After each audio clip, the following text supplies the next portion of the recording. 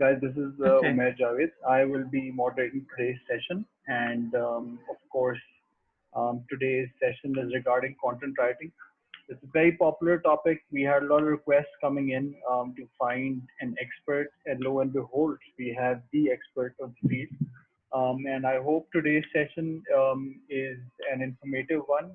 Whatever questions you guys might have, you guys can either unmute your mics and ask our speaker directly, or you could use the chat feature on there and or raise your hand, and I'll just you know, through periodic times in the session, I will keep on forwarding your questions to the speaker. Whichever method you guys prefer, because let's not forget that this session is for you, so we want you guys to get maximum information out of this session. So whichever mode of communication you guys are comfortable with, we're all cool with that. Now a little bit about ACLAN and A for Youth, the organization which is running this session, where a company based in Islamabad, America, and Australia, and we work in the digital domain. We're let's just call ourselves digital nomads, and the services which we provide, we've got a strong student body. We've got young people working for us through digital skills. That's what we do. We pitch digital services to clients from all over the country as well as internationally. And the side initiative of ACLAN is A for Youth, which is responsible for empowering the youth of not only Pakistan but other regions of the world as well. So Radha has been working with us as well. You see Jess, she's been a part of us as well. So it's an expansive network which we have over here. And if you guys want to know more about what A for Youth and ACLAD does, you guys are free to subscribe to our Facebook and YouTube pages, or you guys can get directly in touch with me or any one of our team members. And I think so. I'm keeping it very short. And that's pretty much for the introduction of ACLAN, myself, and A for Youth. Now, I think I would hand over the virtual mic to Radha, who's going to be our speaker today. I think she's maybe on my right. So that's the mic goes to her. Radha, you can now officially begin. Thank you, Umair. Well, my name is Ghada, and I study in Middle East Technical University in Turkey.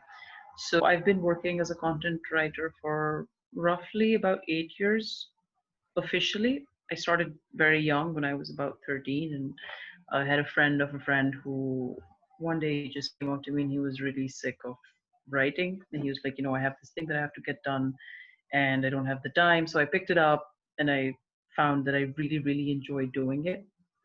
And there were about at least 3, 4 middlemen in that specific project. So didn't get paid for it. I started with and I realized that I really enjoyed. And from there, I started looking more into the field, experimenting, and now after 8 years, I feel like there are some things that I've learned in my time working as a content writer that a lot of people could benefit from. Whether you're just starting off or whether you already have experience in the field, then you could just pick up some things because most of it will be my own personal experience that I'll be sharing and not just data that you could find if you Google it. I've prepared a small presentation that doesn't really have a lot of content on it, but I'll be talking about it mostly. So it's just to help you guys, navigate through the talk while I'm at it. Umar, I think your screen sharing is disabled, so if you could allow me to Yeah, screen share the it, presentation. it is enabled, but let me just redo the setting once again. Can you try now? Okay. Yes. There we go. Perfect. Okay.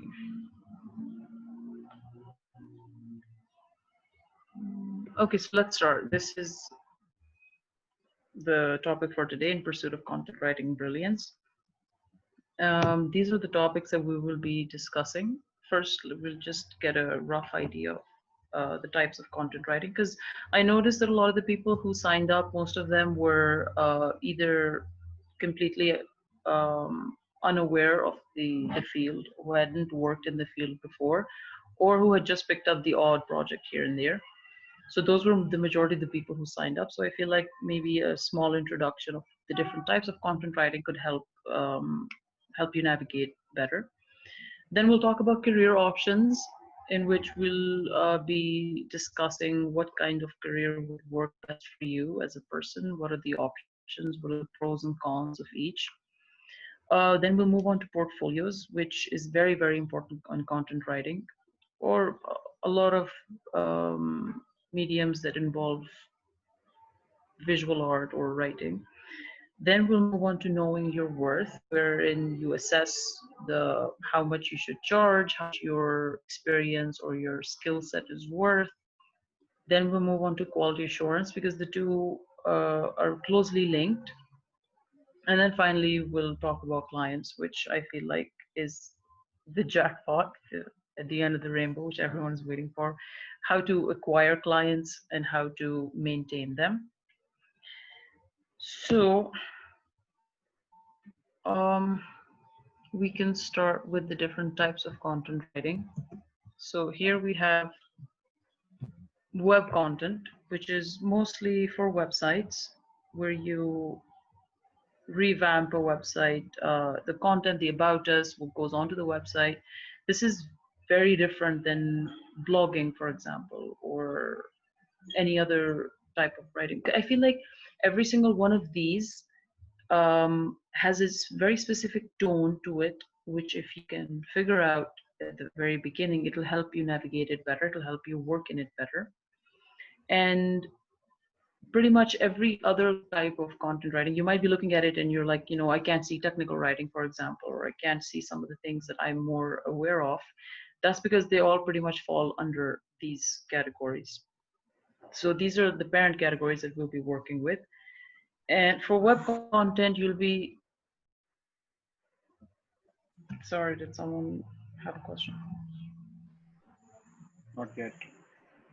You can go on. Okay. Okay, so with web content, you will basically be working with websites and what goes on the websites. And then there's ad or sales copy, which is also known as copywriting, where you basically, it's a lot of marketing type of writing. Then we have journalism and press releases, which is a very enjoyable field. I feel like it's close to blogging, and it allows for a lot of leeway when discussing certain topics. There's a lot of creativity involved in it as well. Then there's blogging, which is one of my favorite topics, because there's a lot of creative freedom given to the person who's writing. You can go about it in a lot of ways. It also has a lot of fluff per se, which is something that most people steer clear of if they want to provide quality content. Well, blogging is one of those domains where you are allowed or even asked to add fluff in order to make it a more enjoyable read, a lighter read. We'll talk more about that in terms of quality later on. Then we have social media content, which is a new field that recently started once social media marketing became a huge thing and more people started going towards, influencers, Facebook pages, businesses started opening up their own social media accounts. So that domain has really expanded. Then we have creative writing, which is also something I really enjoy doing, but I don't look for monetizing creative writing, because to me, writing is something that I truly, truly enjoy. And I don't want to make it into a chore. I don't want to place restrictions on myself in that where I start getting sick of it eventually. So creative writing, I save it personally to send to magazines, to publish on my own personal blogs. I have a bunch of personal blogs that I update semi-regularly. But of course, you're free to work with creative writing if that is something that you feel you would enjoy monetizing. Well, ebooks fall into that category, newsletters, emails. That's basically about it for the different types of content writing. If you can gauge the tone of each type, you will be able to master it better. You'll be able to get to know it better. And the best way to do that is to research and to practice. The internet is free, you guys. You can go and find out pretty much anything about anything. And the way I did it was when I first started off, I was about 13, 14, and I didn't know any of this. So I pretty much dabbled in every single one of these, and which I wouldn't really suggest for people because about 3, 4 years later, I realized that I didn't have a voice, a very distinct, unique writing style because I was doing a little bit of everything. But it also allowed me to figure out the different tones, the different styles. So, in a sense, that was also an advantage. But I would suggest that you find out about the different types of writing and then select one that you feel like is your voice, is the best way to amplify what you have to say, and then move forward with that because that'll help you build your portfolio, which is also something we'll talk about later. Okay, so far, do we have any questions? None so far. There was a feedback from one of the participants who was saying if you could be a little louder or maybe move your mic a little more closer. That's just one Okay, feedback from one of the participants. sure. Yeah, Okay, I'll do that. but no Okay, questions let's so move far. on. Let's move on to the next one, which is career options. Career options boil down to two basic parent categories. Again, full-time or freelance. I've worked with both. I'm currently working with both, and both of them have their own advantages and disadvantages. And again, all the different types of content writing fall under these two categories. So this is basically about how you would like to be contracted. So with full-time, we have these distinct pros and cons, which for one is consistent income, which is great. No one would like to sit there and wonder about when the next paycheck is coming. There's also a lot of room for career growth because you're going to be establishing connections, you'll be getting references, you'll be getting to know people in person, which will help you connect with more people later on. The cons, however, are what really get to me, and which is why I mostly try to steer clear of full time work because there's a lot of lack of flexibility. You have fixed hours, you have a fixed amount of work, you can't really work around it, and also fixed income because you have at the end of the month you get a fixed pay and there's nothing you can do to improve it. You can always get a side gig, but with respect to full time, there's not much room for increasing your income. With freelance, there's only one pro that kind of covers it all, which is independence. You're free to pick whatever project you want. You're free to pick your price. You're free to work from wherever. You're free to travel. You're free to pick your clients. So there's a lot of independence with freelance work, and which is why it's one of my favorite um, ways to go about content writing. I mean, sometimes you just feel like, you feel like a break, you want to travel to a different city, you want to go see a different country. All you need is your laptop with you. If you're working in an office, that's not really possible. The cons would include inconsistent income. Sometimes you'll be earning way lesser, you'll get low paying projects, or you'll not find projects to begin with, limited project availability. And it will also limit your career growth and social connections. What mostly is seen as a proper job or a proper experience is full-time work or an internship or part-time work. No one really gives that kind of importance to freelance work in the professional domain, as far as I've experienced. So that's not going to help you gain referrals or know more people in the industry if you continue to work freelance. Okay, that's it for career options. Does anyone have any questions so far? There is a slightly I mean, I won't say irrelevant, but kind of off-topic question. Iman says, will we be covering writing styles for each type of field in today's session? That is. No, not we will not be covering that because this is data that you can find if you Google it. If you There's a lot of on Skillshare, on a lot of websites, even on YouTube, you can find a lot of people who explain different tones. Just a lot of research. And I wanted to talk more about my personal experience with it, so I didn't go into things that you could find if you easily just Google it. That's fair enough. All right. Okay, No let's other move on to. questions, so I guess we can move on. Yeah. Okay, great. Let's move on to portfolios. Portfolios are very, very important for working as a content writer because it's basically it assesses two things, which is your skill set, how well you can write, and what have you done so far. And I feel like a lot of the times people blur the line between these two, where they don't really realize the difference between a personal portfolio and a professional one. Now, what I've personally seen is people usually open up a blog and they put up a lot of stuff on it, a lot of stuff that they've written. Now, there are two issues with that. The first one is you cannot repost if it's something that you've gotten paid for or written for a client.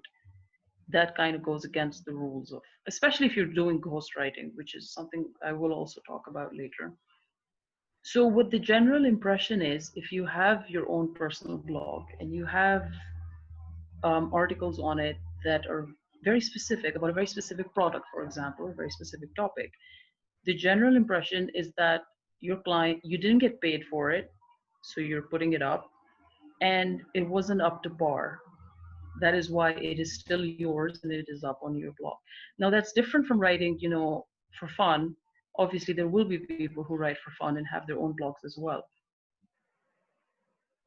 It's purely based on skills.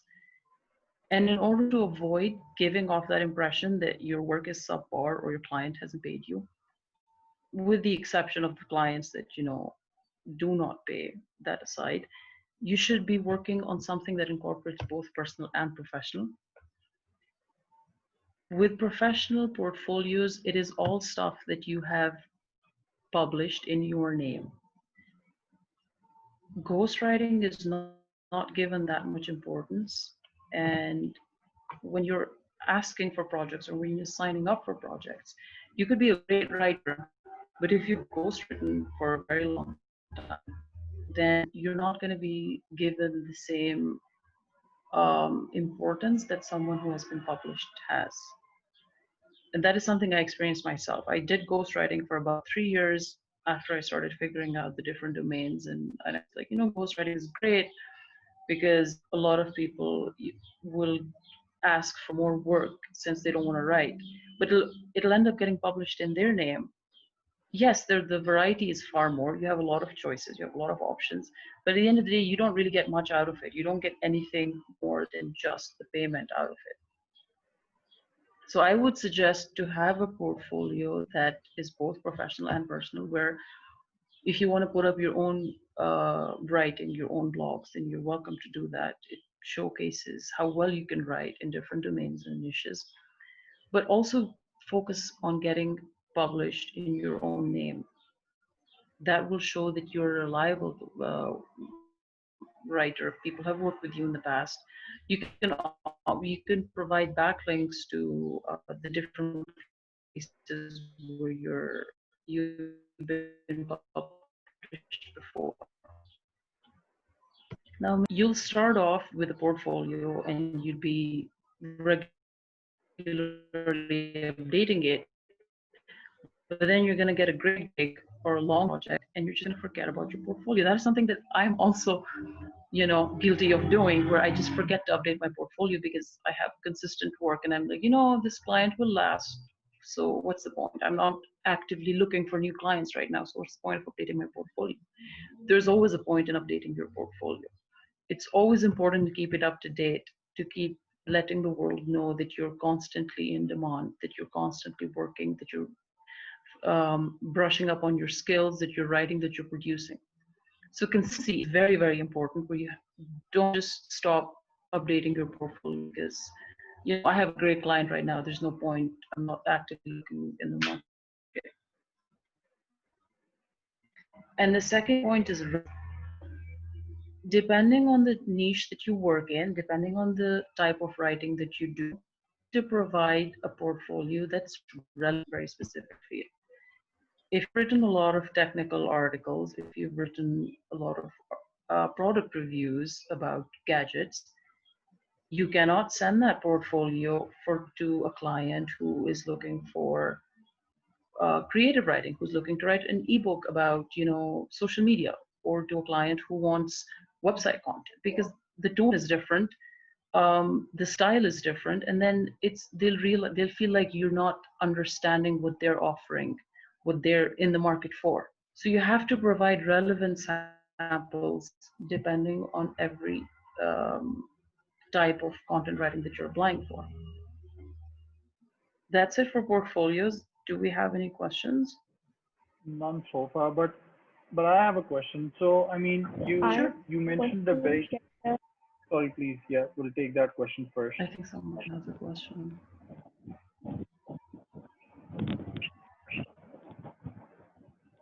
May Romaika, I ask? I'm sorry, Sure. my yes, yes, internet is a Sure, bit. sure, absolutely. go ahead. You can ask. Yes. Uh, uh, you said that it's important if we mention like professional experiences.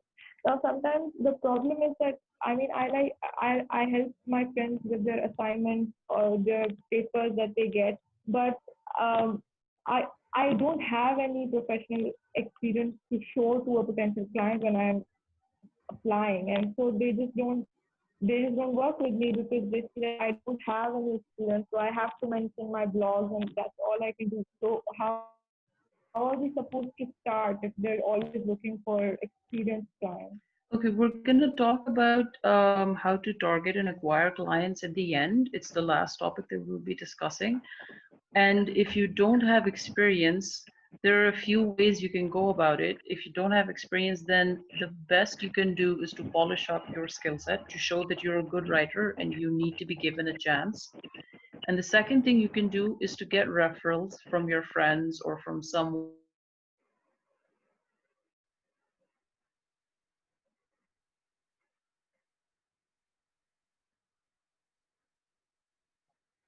who knows something about someone who knows something about the way, or you can just focus on your skill set and improve it. Because sometimes you don't have the relevant experience, but you're really, really good at what you do. So people will be willing to give you a chance. Does that answer your question? Right, right. Thank you. Of course. Omer, you had a question? Yeah, I was. So, firstly, I'll come to a question raised by Iman in the comment section. She's saying, could you share sample portfolios with us? Sure. We can do that later in the group after That's for sure. the That's meeting that's is that's done. fine. Yeah. So my question was revolving around the same portfolio question as well. So if you were to give an example or verbally walk through an ideal sort of portfolio, so you've got obviously your name on it, and then you've got your list of projects, and then when you talk about your skills, how do you like what skills would you want to put on there? How could I, so. I wouldn't put skills in a portfolio. I'd save that for the resume or the CV. On the portfolio, Hmm. it's just your experience. It's like a I don't want to say mood board, but that's the only word that's coming to mind. It's like a showcase of what you've done so far. Now, how well you do it, that will be obvious from the listings you have on it, from the links and the everything that you attach to it. Also, I would try to keep a portfolio on a website rather than attach it with like a document with links on it. You can sometimes I even add it in my in cover letters when I'm sending out when I'm applying to jobs and sending out job applications. I'll just add like my most recent project. I'll be like, recently I worked on this website, and I'll link it over there. That's also a show of this, slightly hinting towards your portfolio. You should also make use of LinkedIn because it's a very powerful resource. Everything that you get published, that you work on, just go ahead and share it over there. Over time, that's your portfolio. That's You don't even have to make a different website for it. You don't even have to make a different document for it. You just have to go there and share it, and that's about it. Fine. So we got another question by Ikra Beg. She says she's part of the Microsoft student program Women in Tech, where she is drafting professional emails, and it's pretty much a ghostwriting experience. Hence, there isn't any direct recognition of your work. So, how do you keep yourself motivated given that there aren't other opportunities present at the moment? It's tricky. Well, ghostwriting, as I will mention later, is not something I enjoy or condone at all. I would just say stop ghostwriting if you want to progress in content writing, because that's when I started progressing. When I was like, I will not write a single thing for anyone that doesn't have my name on it. But then obviously there are exceptions. There are like emails and newsletters, for instance. You will have to do them. But the best you can do out of them is to make sure that you're paid well for it. So it makes up for the effort you're putting into it. Yeah.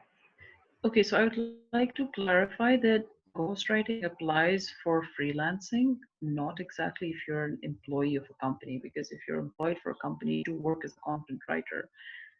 That is experience. That is, you are an employee of a company, and it does count as experience. It doesn't count as ghostwriting. Ghostwriting is where someone sends you a gig and they're like, hey, I want a new blog on a new post on my blog, but I don't want to write it. So could you write it for me? And then I'll put it up on my blog under my name.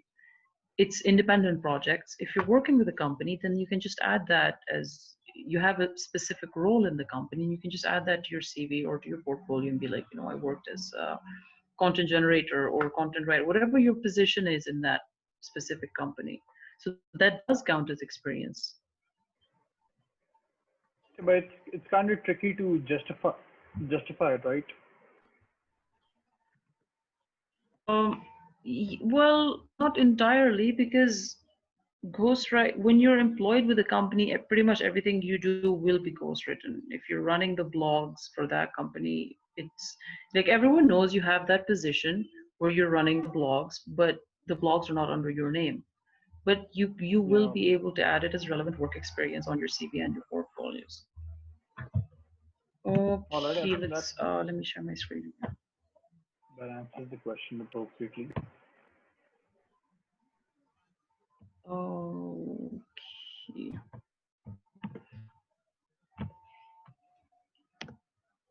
there we go. Okay, let's move on to knowing your worth. Very important. Most people have no idea how to do it in whatever field they are. The first thing you should do is to stop selling yourself short.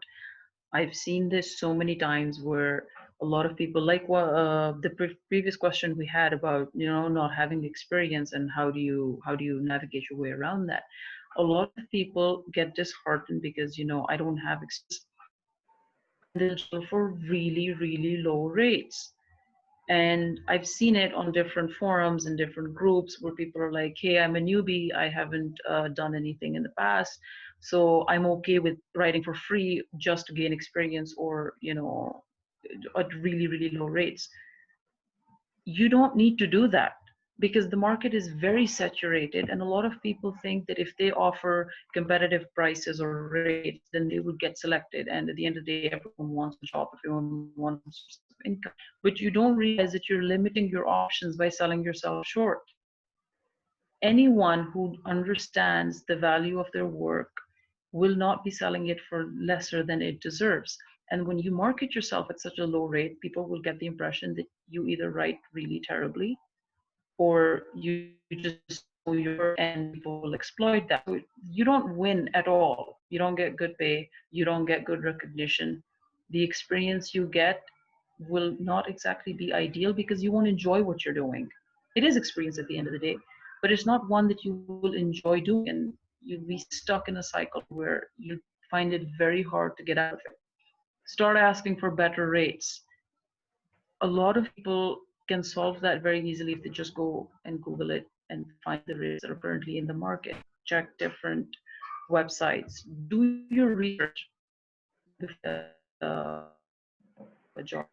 It's happened with me as well, where they see the rates that they're earning less, so they'll be like, you know, lower rate.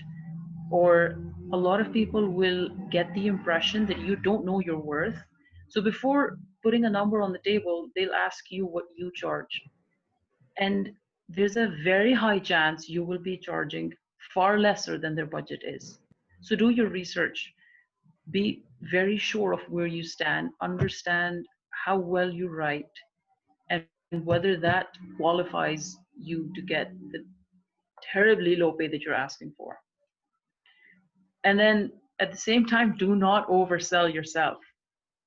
And while we have a lot Very of fine very line, man. competent, exactly, I feel like both ends of the spectrum, there's a very fine line between being modest and selling yourself short. And at the same time, there's a very fine line between being professional and overselling yourself.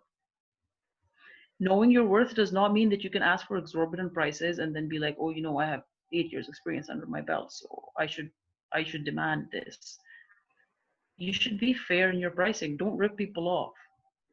I have had some experiences in the past where I had to employ someone or I had to take care of making sure that someone gets selected in a certain company. And you'll find people that are way too confident, overly confident in their skills. They'll demand a high price and not deliver. They will not deliver on to the expectations that they have built up for their own selves. It's just not fair. You need to you need to be in the middle of these two, and you need to be able to understand your worth in order to sell it. And that's best solved by researching.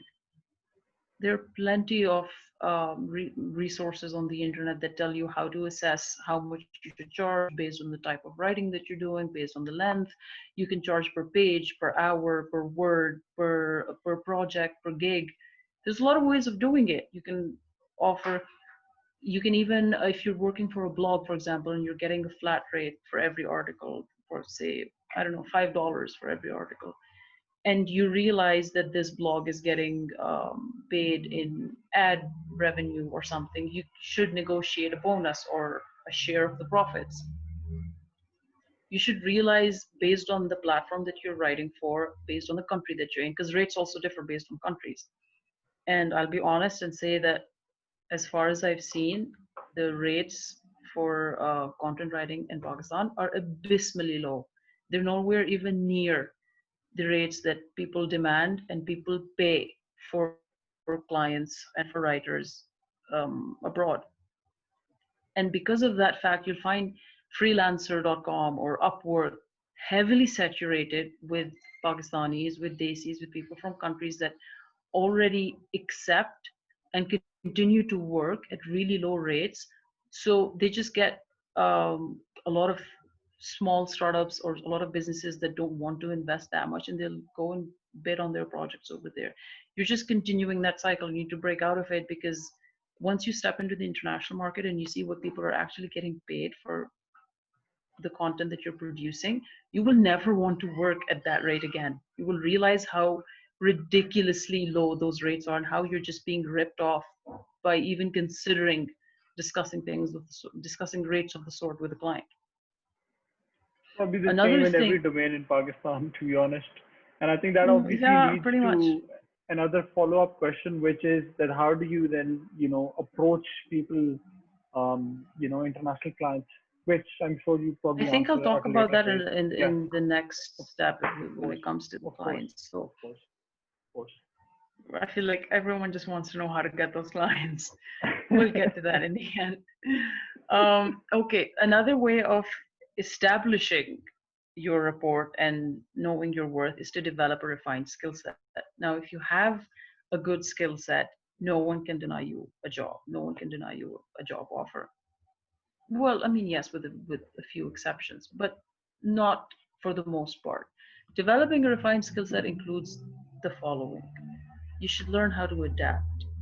This is something that I think should be stressed upon more and more, because a lot of people only get into content writing because, like you said, everyone assumes that they can write, and everyone can write to a degree, but but they aren't able to deliver something that is marketable or is what the client wants.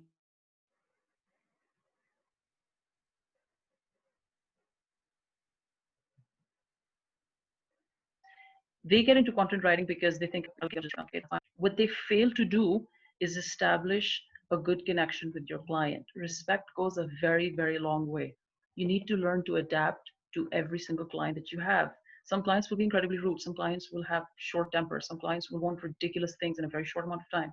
You need to be able to handle every single one of those, because at the end of the day, that speaks about your character, that speaks about your work ethic more than it does about the clients. Developing a good work ethic is so important, and for the most part people just forget to do that. Once they start getting paid, once they start getting the paychecks, they're like, oh fine, I have the experience, I have the skills, there's no point in making sure of adapting or respecting or being polite. Hone your research skills. It's very important. Now, a lot of people hear the word research and they think, academic writing or journals. That's not it. Research is just looking into and learning more about any topic. The more you research, the more you will learn, and then the easier it will be to put to practice come across. Being able to research properly is a huge asset that will not go unnoticed. Because if I ask someone to write a piece of an article, and I give them a topic and they do not research about it well enough, it will show in their work that they haven't done their research, that they don't know what they're talking about. So having good research skill is very essential. Get organized. This is more for you than for the client, because it's just going to make your life easier. You need to be able, because okay, so here's the situation. You find a great job offer, and the deadline is tonight, and you need to provide some samples, or you need to write a cover letter, or prepare a portfolio or something. You won't be able to find the time to organize your past work in that very short time period. And most of the time you'll just be like, it's a lot of work, it's less time, I'm just not going to do it, and there goes another opportunity. Make sure that you have everything organized in the right order. Keep it updated so that it's easy to select, it's easy to retrieve at any moment if anyone asks you to show a sample, or to um, send something, if that's what's on your mind. Meeting deadlines is perhaps the most essential thing of every job. Being able to meet deadlines, being able to deliver work, quality work at that, which is the next point, delivering quality work. Meeting deadlines builds upon your rapport very well as well, because I'm not saying that you should pick up projects with like an hour's deadline and deliver those. That's it. You should work based on your own comfort level, but do meet deadlines. It does not create a good impression if it's the first project you're getting with a new client, and you provide a certain time limit, or you're given a certain time limit, and then you don't meet it for whatever reason. For me, I work earlier, at least 6 7 hours. What I do, I 6 7 hours before the actual deadline, and I give myself a new deadline 6 7 hours before the actual deadline, so I get the thing done. And it's now, a lot of people will be like, 6 7 hours is too much for an article, you don't need that much leeway. You do, because you never know what will happen. You could get an emergency, you still have 6 to 7 hours to get your work done. So give yourself a deadline that's way earlier than the deadline of the actual client. Delivering work early creates a better impression than delivering work on time, and definitely better impression than delivering work late. That's just something I do, and I feel like it has helped me a lot with building connections and establishing rapport with clients. And the last step is staying in demand. Now, how does one stay in demand? Again, by research, by making sure that you're up to date and you're aware, and what's the word? You recognize what the market needs right now, and you're able to deliver based upon it. Yes, you can have a long-term project with a client for 1 or 2 years. You could work full time. That doesn't mean you should forget where the trends are going. That doesn't mean that you shouldn't continue building your skill set, continue honing what you already know, improving upon it. Pick a master class, go join Skillshare, do something, do anything, learn what is currently needed so that you can meet that standard and continue to stay in demand. That's how you continue getting clients. No, if you become obsolete, this field is already very highly saturated. Someone else will take your place. Okay, that's Makes it sense. for knowing your worth. Do you have any questions? Yes, we do have a couple of questions. In fact, three. Two of them are regarding research. So Romaisa is asking for examples of research, while Sarah is asking for how do you research in a better way. So yeah, I think we'll get to this question You should, first. uh-huh. Okay, so for research, you should go for blogs or websites that already have a large following, that have a reputation, blogs that a lot of people turn to, that have a lot of viewership, because most those people, those bloggers or those writers tend to make sure that they've researched their topic very, very well before writing about it, because it's a big name, it's a big website. Nothing's coming to mind right now, but it's mostly the first few options in a Google search. I know I keep saying use Google, but trust me, that is your biggest asset. Just Google. You'll be from, researching different types of content, to learning about the styles, to knowing your worth, to finding out rates, to approaching clients, to every single thing. You'll get it if you Google it. Researching better is where you select the best options, the highest ranked, the most voted, the most shared, and pick up from them, and pick up skills, ideas, points from there. And you shouldn't limit it to just one or two sources. You should use as many sources as possible. You should read as much as possible in order to get a very well-rounded idea of the topic that you're going to be writing about, or about the question that you have. You can get different answers, you can get different approaches, people's opinions, people's experiences. I think that answers both questions. It does, yes. Sorry, so we've got a question by Afan. He says, Hmm. share your experience about the spiritual feeling when you came to the office, started writing with a blank mind, and ended up writing a masterpiece. I think you sort of talked about some sort of spiritual revelation, like there's sunlight on yourself right now, so that's like a spiritual thingy going on. That's actually very very interesting because I mean usually with content writing and whichever let's say domain requires creativity, you sometimes have those creative blocks. So how do you get over it, especially when you've got a Okay. deadline coming nearby? Okay, so I feel like everyone has their own way of unwinding. For me personally, I will, again, because I have already placed an earlier deadline for myself than the client, so I have some time. I'll either watch a documentary or read more about the topic, or if I just feel like, relaxing instead, whereas feel like, sometimes you feel like if you take a break, you'll be able to think better, then just go watch a movie, make something in the kitchen. I have a cooking blog, so I'm always in the kitchen for the most part when I'm not writing.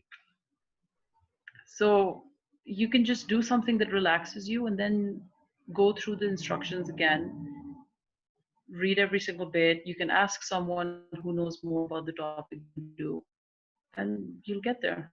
And about the coming with a blank mind, I don't exactly think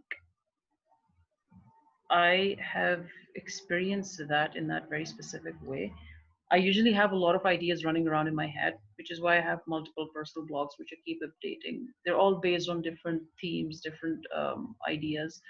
So I feel like I'm always like teeming with ideas, and I have to let them out somewhere. Otherwise, you'll just it'll just confuse me when I'm working on paid projects or something.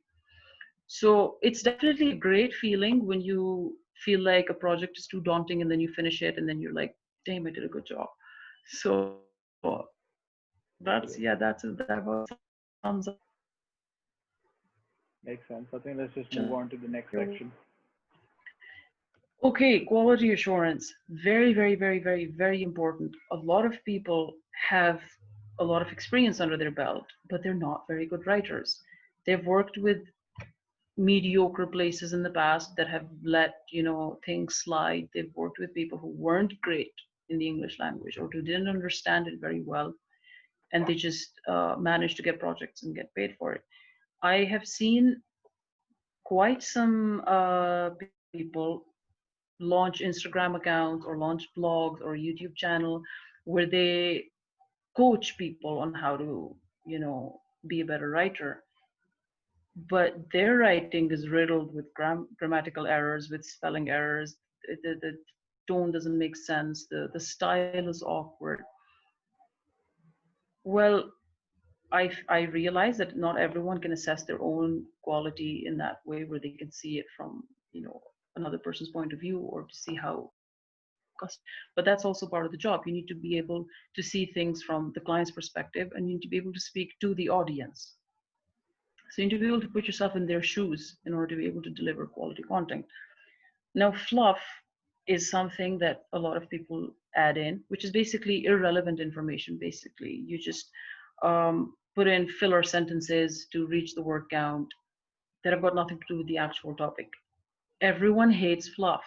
This is, except for blogs, I feel like blogs is the only domain that allows for it and actually calls for it, because it makes for a more enjoyable read. It makes for a light read if there's, fun, quirky sentences thrown in. But if you're writing anything other than blogs, do not add fluff. Just stick to the topic, get the point across, and you're done. And again, if you do enough research, you'll have problems trying to fit everything into the word count given, because in my experience, most of the time is too less. So read more about the topic, find out more about it, ask different people. There's so many ways of finding out more about a topic, and avoid writing fluff. If you, unless you're of course writing blogs, then there's a little bit of leeway for that. Grammar. In order to check your grammar, you can just, there's so many services right now, like Grammarly, for example, that make it very easy to check your grammar, where you don't have to, ask anyone, or you don't have to compromise on your quality. You just have to put it in and it'll tell you. It's a very, very good software. I've tried both the free version, the student the student version, I think it was, and the professional version, because I was working with a client and he had a subscription. He was just like, you can use this once you're done with your articles. It's an incredible app. It's very smart, and most of the times it'll pick things that to me wouldn't even be obvious. Like, it would have slipped me while writing, and then I'll go plug it into Grammarly and it'll tell me that, this sounds awkward. It tells you everything from spelling mistakes to grammar mistakes to comma splice mistakes to, even if something sounds awkward, even if something sounds a little out of place, it'll tell you. That has to do with quality as well. Quality is basically fluff and grammar put together. Don't have fluff, try to avoid that, and fix your grammar. It's very important. It doesn't look good when you're I recently came across this person who was a content coach for 5 years, and they said that they started a blog where they were sharing with people how to, become a better content writer. And they opened up the blog because it's always better to, teach yourself more. I wanted to know more about her experience and maybe pick up a few things for myself. And the title of the blog was grammatically incorrect. And the first paragraph said something along the lines of make Google, when it was telling people to Google search something. That doesn't look good. That doesn't fit. You cannot be a coach. You cannot be telling people to write better and use that kind of language or grammatical structure with them. Another issue, now this was all about how to maintain your own personal quality while writing. What about client reliability? We've all had clients that ended up not paying, ended up ghosting us, or took us for granted. I've had to experience that a lot because I started really young, and at the age of 14, you really don't know much about who is a reliable client or not. The easiest way of checking client reliability is to check with other people who have worked with them in the past, is to ask them for their website, or to ask them for something that you can check their work ethic from. I used to be a part of Freelancer and Odesk back when Odesk was a thing. Who remembers Odesk? And a lot of the times, clients would get the work and just disappear. They'd never end up paying. And I, it's much harder to do that on websites like, Five. I think Fiverr is the biggest thing right now, and Upwork. But tried to steer clear of those kinds of websites where you have to bid and pitch to every single person. But the thing is, what I didn't do when I was a kid was check if they were reliable clients, if they had previous experience working with people, if they had a good rating. These were all things that didn't matter to me because I was like, someone's offering me a job that they're definitely going to pay. It didn't even occur to me that someone could just take your work and not pay you for it. So check your client's reliability, because a lot of effort goes into writing, a lot of effort goes into researching your topic and making sure that you produce quality content. And if you've worked so hard on yourself, then you owe it to yourself to not give your work to someone unreliable, someone who's probably going to ghost you and not end up paying you. So please check client reliability in order to avoid doing that. Okay, so we just have clients left. Are there any questions so far? Hi. How do you exactly make sure that your client is reliable? Because let's say you send the work, right, and the person doesn't send you the Hmm. cash. Like I have heard like some clients, pay advance payments and all of that stuff. So like, what are the different methods you use in order to protect yourself? In Okay, Fiverr, what you can do is, mhm. please go ahead. Yeah. One of the ways you can do that is to deal with clients through regulated platforms. Make sure that they do not have a lot of the websites like Freelancer and Upwork and all. They have a checklist as well added which says, client, this person has verified their payment details, they've verified their contact details. And for the most part, the people who don't end up paying are people who do not have those things done. They just have a fake profile up, they want quick work done.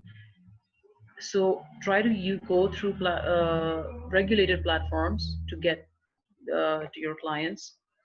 And it has Right. also happened with me once, I think, where I was dealing directly with a client, and they ended up getting about 3 months worth of work from me without paying. I was about 15, 16. Damn. Okay. Yeah, that hurt. I'm sorry to be Yeah, that. it was a sizable amount. So what my issue was is that the thing is I was working with that client for about 6 months in the past, and there were always irregularities with the payment.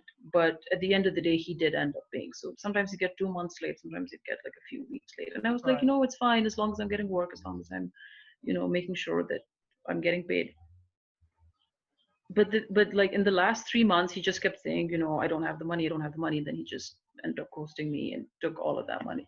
So one thing you can do is to make sure that you either ask for a small upfront cost, or make sure that the client, or work on a small project, like a very small project, and make sure that that payment comes through before continuing forward. You can set your own milestones if you'd like, Mm-hmm. but Right. that's how I went about it. Right. I have a follow-up question about this.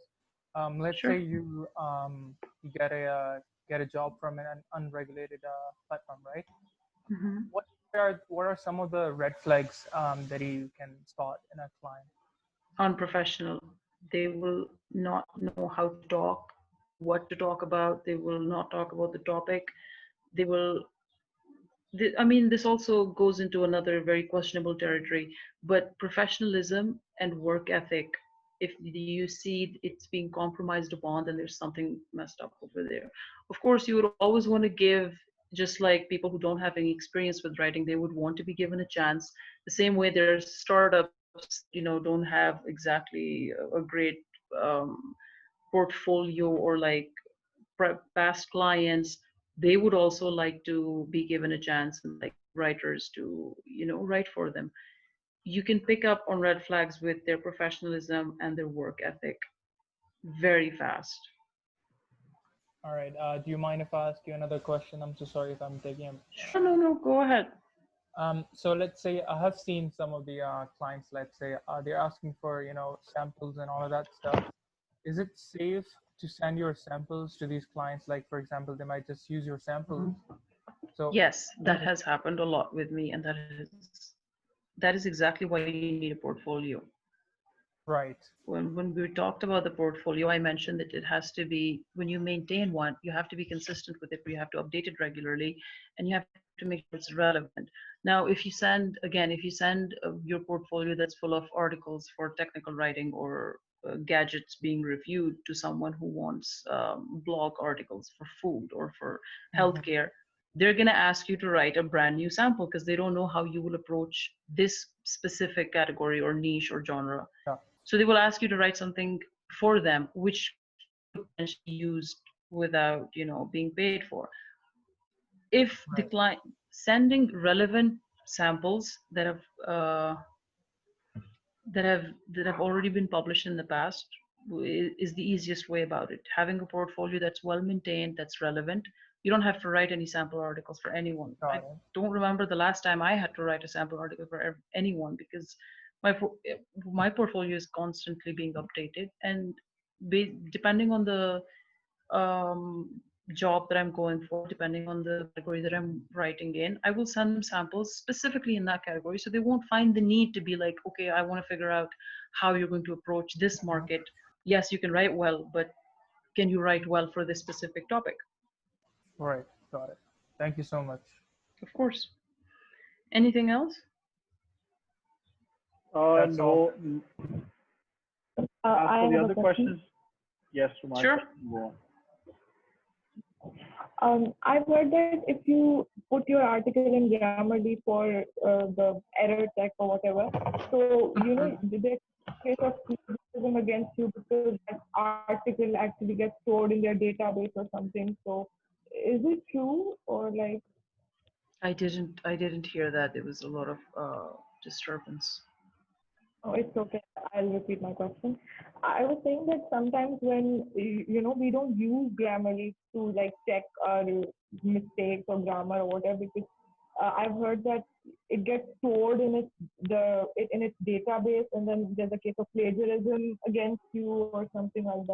So people avoid. I I feel like that's one of those myths that just come up in a shady Facebook group. I have never experienced this. I have been using Grammarly very regularly for just about all of my work, even some of the emails I send late night if I need to message my professor or something, and I realize that I might not be writing in the most professional of tones or most, in the best way, I'll use it. And I haven't experienced that myself, and I don't think that's a thing. I feel like that's a myth that just caught on. It's a service that allows you to check and improve the quality of your work. If it stored everything that was in it, I mean, Yeah, I mean, I I've don't think used there's anything Grammarly to as worry well. about in that respect, from that From aspect. someone because I'd heard it from like uncredible sources. So thank you. Hmm. Yeah, it doesn't sound like something very credible, to be very honest. I mean, I've used Grammarly as well, but for me, it's more of a real-time check. I mean, I type a sentence Yeah, yeah, straight yeah. up, it highlights something. So I don't really think there's a. I might be wrong though that they offer a facility where you upload your document and then it goes through it. I I don't think think that's they how it works. have that. Yeah, Probably no, it for the might. most part, it's just It's real time, right? it is real time, so you can just copy your stuff, paste it in there. I really like writing on Word, and I don't like writing in any other uh, like Microsoft Word, any other writing apps. So I just write everything over there. And sometimes, like even it can even pick if my article is supposed to be in American or British, and it'll tell me which phrases work with American English and which work with British English. So Oh, sometimes things that's like that get missed in Microsoft Word, with like spellings and everything. So it's a great tool. I feel like you should definitely make use of it, and I don't think you should be worried about the whole plagiarism thing. I Okay, think this anything wraps else? up all our questions regarding this particular section. We have a question by Iman. She says, "Can we discuss how to navigate platforms like Fiverr?" I will not get into that because I don't like the platforms where you have to bid on a project and you have people sit there and assess your worth based on the clients that you send in. Um, you don't really get a lot of space when you're bidding on projects. I used to be a part of these websites, and I had an account that was pretty big on Freelancer. I think I had like 1,500 projects on it. But then I just and I get that the more you work on it, the more clients you get, the more projects you end up getting, and the more high paid they are.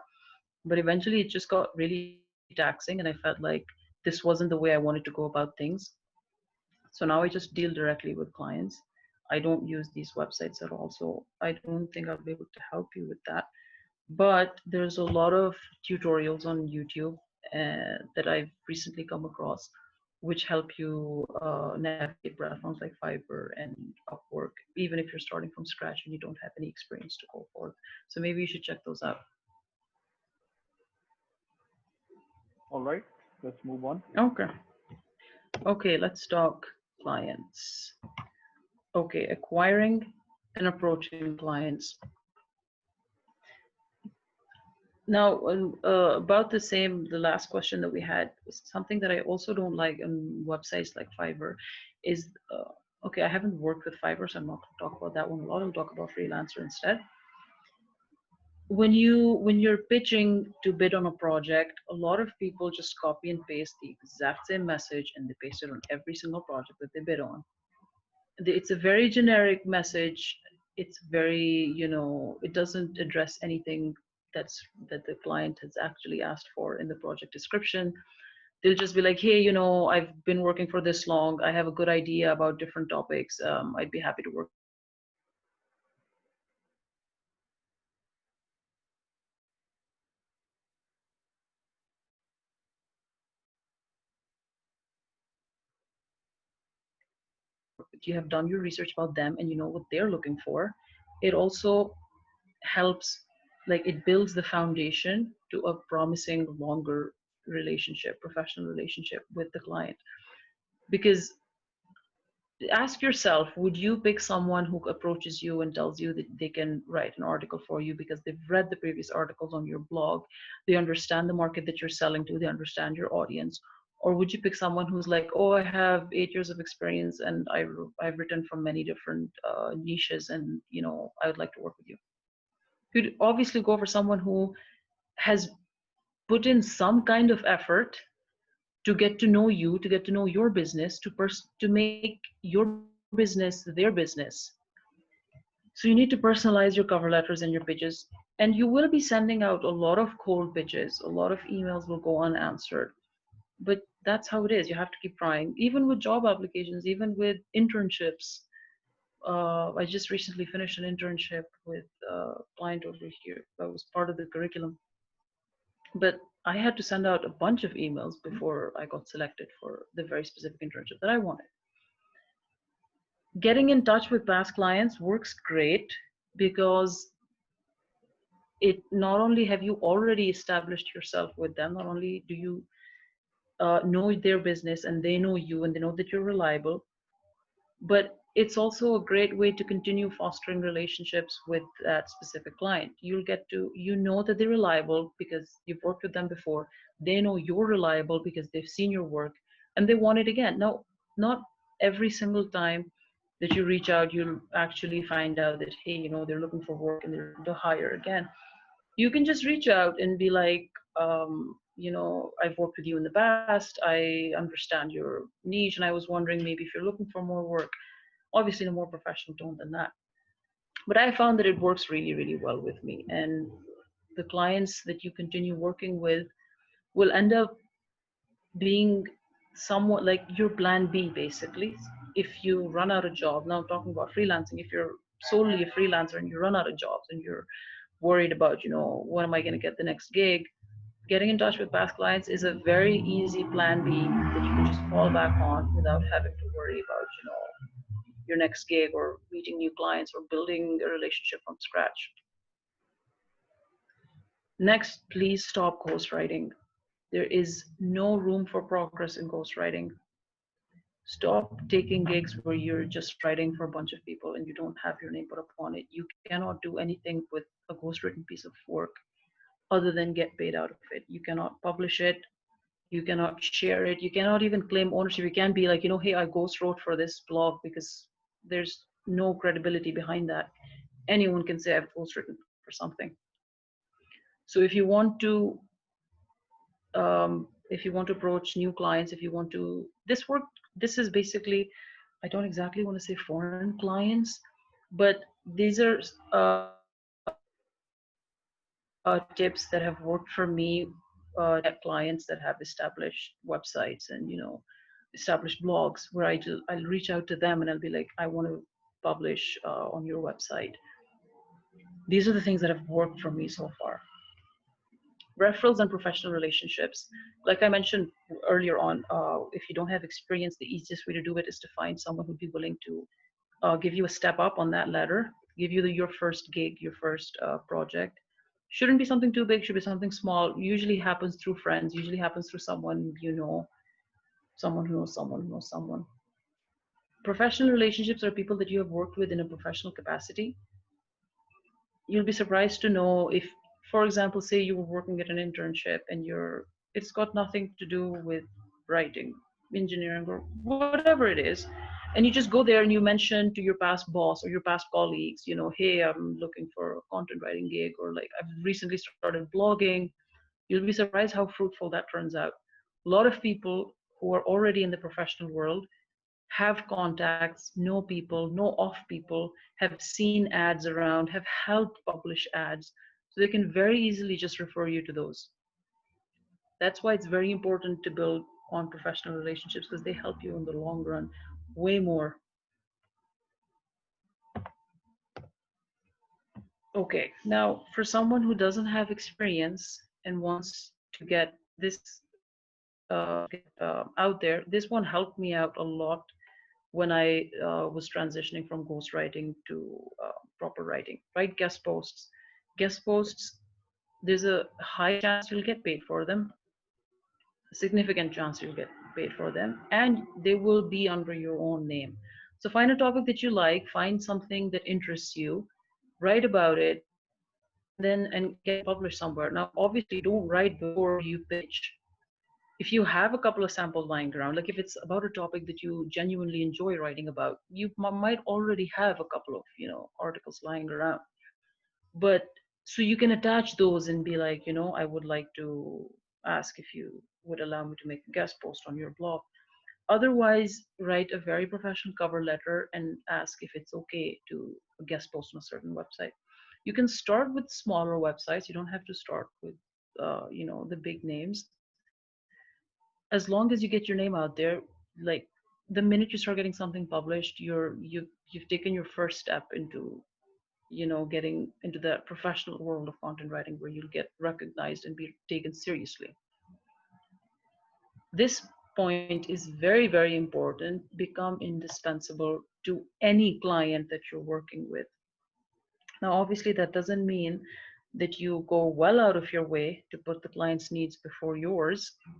That just means that you need to smartly address everything that they want and do it without compromising on what you have or what you know. Now, a lot of people focus on, I've heard a lot of my friends come to me and they're like, hey, listen, especially over here where, it's working, getting a job, getting a permanent job in Turkey has a little bit of, it's a very long process. And a lot of the times companies don't prefer doing that, don't prefer hiring foreigners for multiple reasons. So the people that do end up getting hired, they're constantly afraid that, a local will take their place, they'll get fired and someone else will take their place. And I've heard it with a lot of friends who've graduated and who've gotten jobs here that, I don't know, I don't feel like um, what I'm doing or what I'm contributing to the company is significant enough. I feel like they can replace me any minute. That's not the kind of mindset that you need to go forward with. Every single person can become indispensable. All you have to do is figure out who the audience is, who your clients customers are, and who your client is. Just speak their language, make sure that they have all of their needs met without compromising on your own. Find that perfect balance between the two. And again, be respectful, be polite, and that those go a long way. Focus on becoming an important asset in your company in order to not find the next person who knows how to write. Advertise yourself unapologetically. A lot of people, when they're plugging in, plugging, is that what they call it these days? When they're just posting stuff that they've already published or they've worked on, they're like, I'm just going to go ahead and shamelessly advertise myself. There's no shame in advertising yourself. If you've worked on something, if you've put in effort, then you deserve to go ahead and market it and be unapologetic about it. You put in effort, you put in work. A lot of years have gone into allowing you to reach this point, a lot of effort and time. Just go ahead and do it. There's nothing wrong with just going ahead and even if it's for a small publication, even if it's for something that isn't at the level that, at a level where, everyone's like, whoa, they made something out of themselves. Even if it's something very small, just go ahead and talk about it, put it out there. That will not only keep you active on your, social media in a professional sense for people. A lot of job opportunities can also come through friends. And when I personally, every time I see a friend who's sharing something that is in a professional sense, and the next time I see something that's relevant to their domain, a competition, a conference, a seminar, a job opening, I'll just forward it to them because now I know that that person is good at that very.